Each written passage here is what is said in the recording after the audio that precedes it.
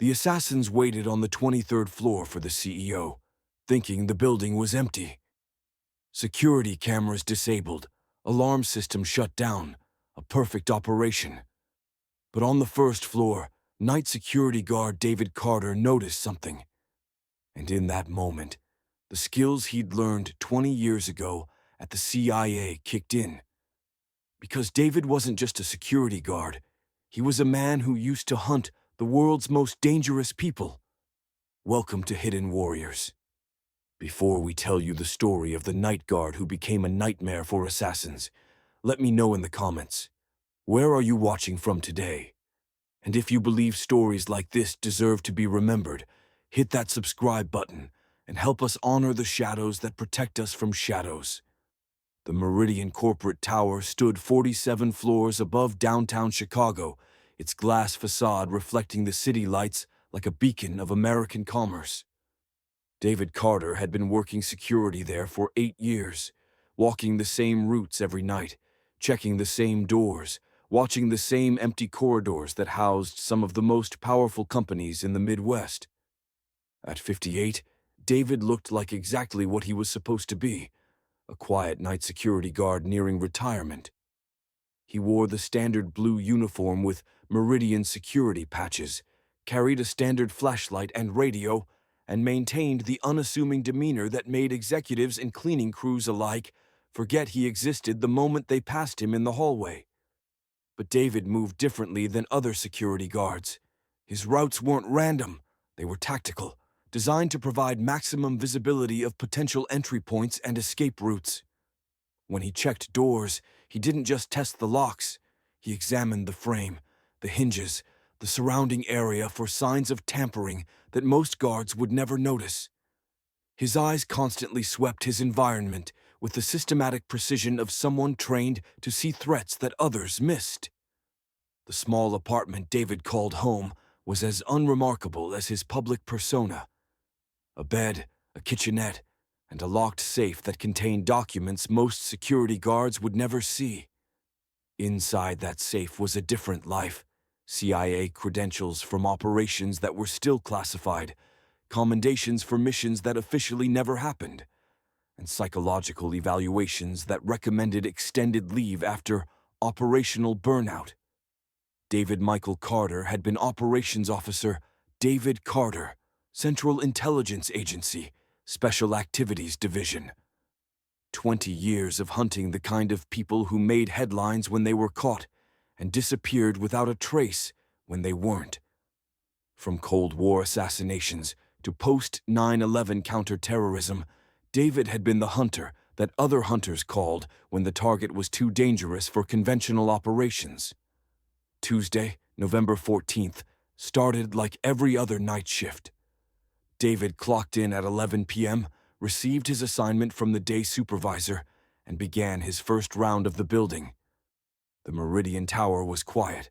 Most offices were empty.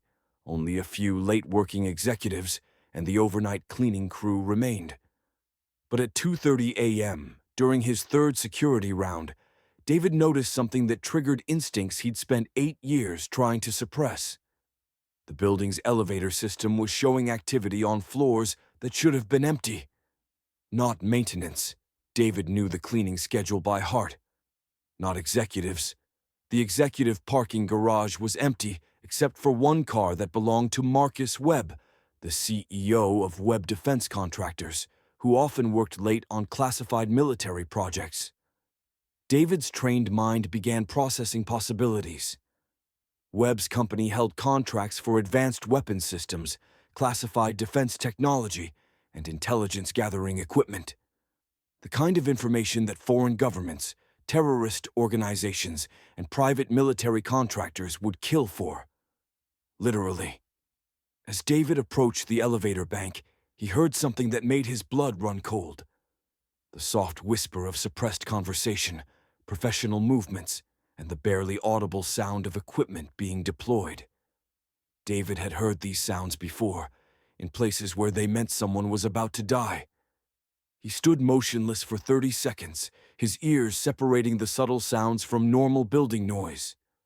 3 voices, coordinated movements, tactical deployment. This wasn't a burglary. This was an assassination team, and they were moving toward the executive floors where Marcus Webb was working alone. David's mind shifted into operational mode for the first time in 8 years. He knew exactly what he was hearing because he'd made those same sounds himself in Beirut, in Moscow, in a dozen other places where the CIA needed someone eliminated quietly and without attribution. Moving with practiced silence, David positioned himself where he could observe the elevator indicators without being seen. The team was moving systematically, floor by floor, clearing potential witnesses, establishing control of the building. Professional, methodical, exactly the way David had trained similar teams during his CIA years. But as David watched their approach, he realized something that changed everything. He recognized the operational pattern. This wasn't just any assassination team. This was a signature approach used by the Kozlov Group, a Russian military intelligence unit that specialized in eliminating American defense contractors and technology executives. David had hunted the Kozlov Group for 3 years during his CIA service. He knew their methods, their equipment, their tactical preferences. More importantly, he knew their leader, Dmitry Kozlov, a former Spetsnaz operator who'd been personally responsible for the deaths of at least 12 American intelligence assets and defense contractors. 8 years ago, David had been assigned to eliminate Kozlov during a mission in Prague. The operation had failed when Kozlov disappeared minutes before the strike. David had never forgotten the face in his scope, the target that got away, the one mission that remained unfinished when he left the CIA. Now Kozlov was here, in David's building, targeting David's executive. This wasn't just an assassination, it was personal. David faced a choice every CIA operative eventually confronts: follow protocol or trust instincts. Protocol said call the police, evacuate the building, let law enforcement handle the threat. But David knew that by the time help arrived, Marcus Webb would be dead, the assassins would be gone, and another American defense contractor would be eliminated by foreign intelligence. Instincts said, do what he'd been trained to do for 20 years. Neutralize the threat using whatever means necessary. David chose instincts. Moving through the building with skills he'd mastered in the CIA's Special Activities Division, David began hunting the hunters. He used his knowledge of the building's layout to anticipate their movements, his understanding of their tactics to predict their next moves, and his experience eliminating similar teams to stay one step ahead. The first assassin was positioned in the stairwell, watching for building security or police response. David approached from above, using maintenance passages he'd memorized during 8 years of night shifts. The takedown was silent, professional, and permanent, exactly the way the CIA had trained him to eliminate sentries. The second assassin was harder. Positioned in the elevator lobby of the 20th floor, he had clear sight lines in multiple directions and sophisticated communication equipment that would alert the team if anything went wrong. David used the building's ventilation system to position himself directly above the target, then dropped through a ceiling tile with the precise timing he'd learned in counterterrorism operations. 2 down, 1 to go. Dmitry Kozlov was exactly where David expected him to be, outside Marcus Webb's office on the 23rd floor, preparing to complete the assassination that would eliminate another American defense contractor and steal classified military technology. But Kozlov was also exactly where David wanted him to be. "Hello, Dmitry," David said quietly, stepping out of the shadows with the calm professionalism of someone who'd done this hundreds of times before. Kozlov spun, weapon raised, but stopped when he saw David's face. Recognition dawned slowly, followed by something David had rarely seen in a professional assassin: genuine fear. "David Carter," Kozlov said, his Russian accent thick with surprise. "I heard you were dead." "I heard the same about you," David replied. "But here we are. You're not CIA anymore. You're just building security. You have no authority here." David smiled, the same cold expression that had been the last thing many targets had seen.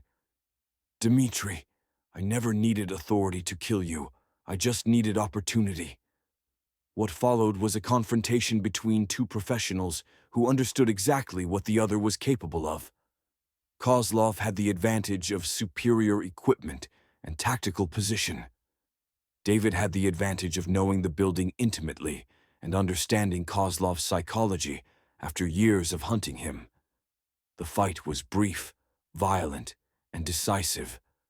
When it was over, Dmitry Kozlov would never threaten another American defense contractor.